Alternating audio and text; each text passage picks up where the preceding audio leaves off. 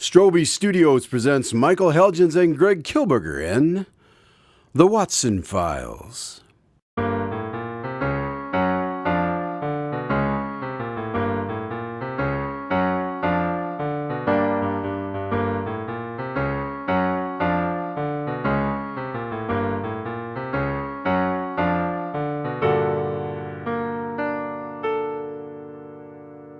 Coming to you from the illustrious Strobe Studios in the heart of America, this is Craig Dahlen. And now, let's join the doctor and see what story he has for us today. Come in. Good evening, Doctor. Yes, hello, Craig. How are you this evening? Well, I'm very excited for tonight's story. Good. I thought tonight I'd finally tell you that story about Holmes at the zoo. The zoo? Yes, you recall, the one he didn't want me to tell anyone. Yes, I remember, but I thought you were going to finish last week's story. Oh, did we leave off in the middle somewhere? Yes, when we stopped, Professor Marty had you and Holmes at gunpoint, and Weathers was lying dead on the ground. Yes, I remember now. Well, I'm sure you can infer what happened after that. With some sort of trickery, we managed to... Doctor, be careful. You don't want to spoil it for everyone. So you don't want to hear the story of the zoo, then? Why don't we save that one for a later date? All right, then. So, to recap, we were fairly confident that the professor was hiding in a farmhouse outside of Clinton. Weathers had volunteered to approach the house and find out what we were dealing with. Unfortunately, Marty was ready and waiting for us.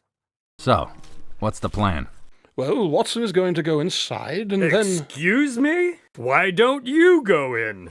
Well, because it's my plan. Now, get on in there. Not happening. You two are something else. I'll go in. If he wants to shoot me, fine. At least I'll get some peace and quiet. 20 years on the force and I'm still working with children. Who's he calling children? I'm quite certain he was referring to you. So, you really think this is a trap? Yes, I do. And I'm not so sure it's a good idea for him to go in there alone. All right, fine. But you'd better have our backs. Of course. You'd better hurry. It looks like he's about to kick the door down. Weathers, hold up. I'm coming with you. Max! No! I'd stop right there if I were you, Doctor. You killed him, you son of a... Now, Dr. Watson.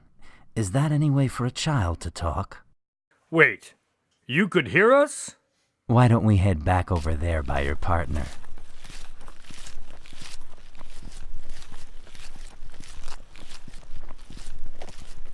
Good to see you again, Mr. Holmes.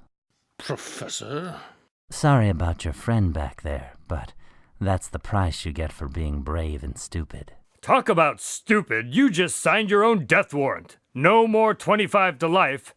Killing a cop gets you the chair. Yes, well, I don't think you're in any position to be making threats. I have one question, though. Sure.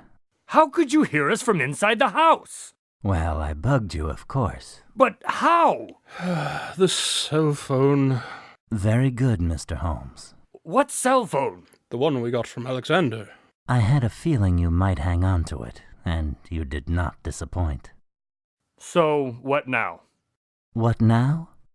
Well, this is the part where I kill you. So, would you like to turn around, or do you want to see it coming? You have a plan, right, Holmes? What was that, Doctor? Turn around, Watson. But Holmes, you can't just give up. Watson, trust me.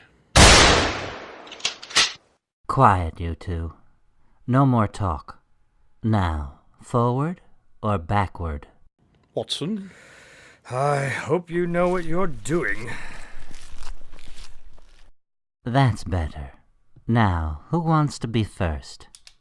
Put the gun down or you will be. Max! I should have known. Gun down. You've got 3 seconds. 2, 1. All right. It's amazing what a Kevlar vest and some fake blood can do. Although I wasn't expecting it to be a shotgun. Think you might have broken a rib. Yes, well, I do apologize for that.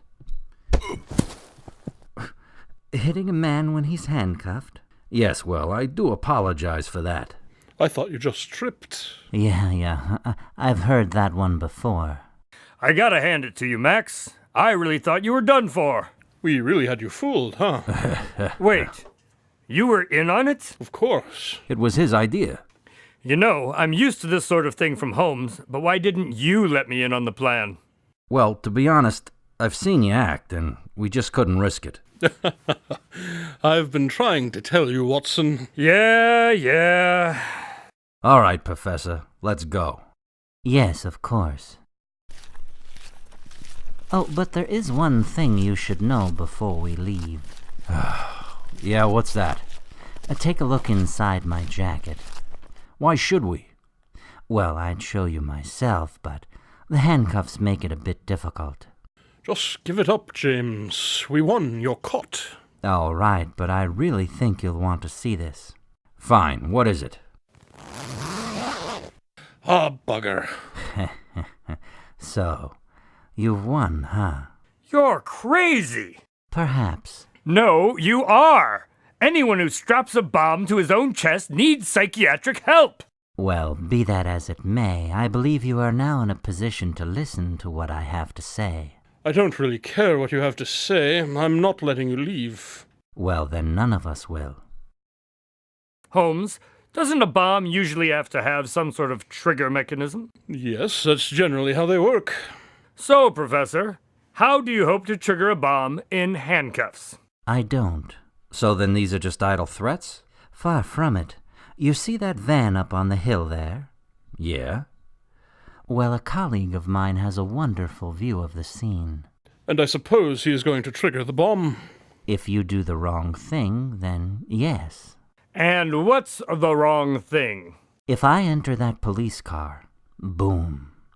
If anyone approaches the van, boom. If any of you gets more than 10 feet from me, boom. He's bluffing. Maybe I am, but are you really going to take that chance? Maybe I just run real fast and let you take out the two of them. Be less paperwork that way. Now who's bluffing? You know, Holmes, the bomb doesn't look too complicated. I bet I could disarm it. Oh yes, I forgot.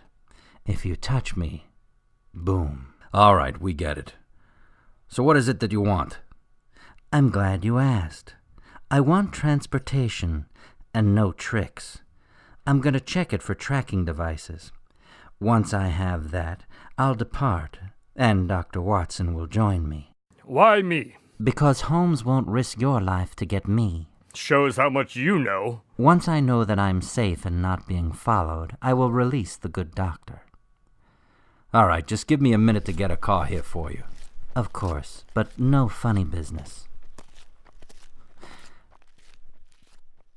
You know, I have to admit, Holmes, that whole faking the officer's death was very well played.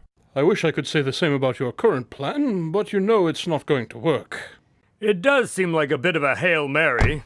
Yes, well, sometimes you've got to take a risk if you want to win the big game.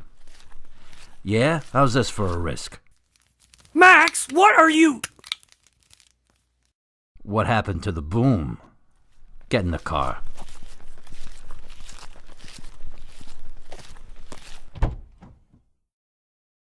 What in the world was that all about? Yes, I assumed he was bluffing too, but that was still a rather risky move.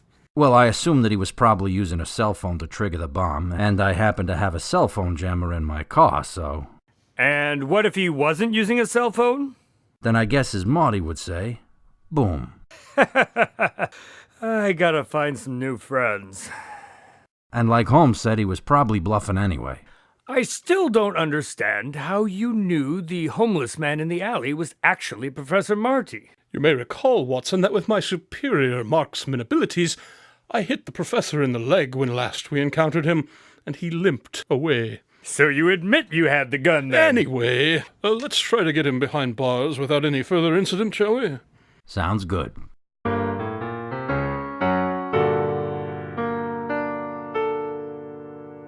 Wow, that was quite the risk Weathers took defusing that bomb. Indeed. I'm not ashamed to say I was pretty terrified. I can imagine.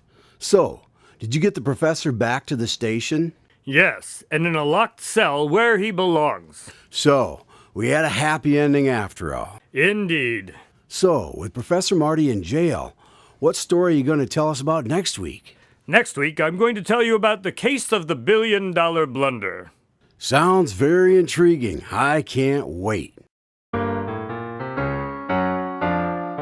Tonight's Watson Files adventure was written by Scott Strosahl. Spencer Holmes and Dr. Watson were played by Michael Helgens and Greg Kilberger. Additional voices were provided by Steve Rimpici. Until next week, this is Craig Dahlen saying good night from Strobe Studios.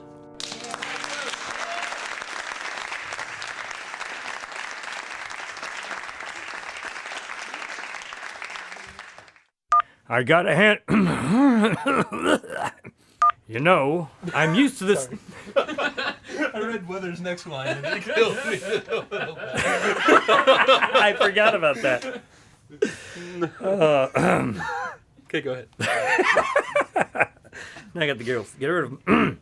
Oh, bugger. Wait, what am I talking about? What did I see? And they found a bomb I'm sure glad Okay. that it's jacket, because all I read was zipper sounds. Yeah. Ah, He bugger! said, look inside, he's handcuffed, and Okay. Lucas unzips the jacket. And I'm with you. I was like, I don't know what I'm looking at because I haven't read this yet. all he saw was zipper sounds, so I can understand. I didn't know what I was reacting to is the trouble.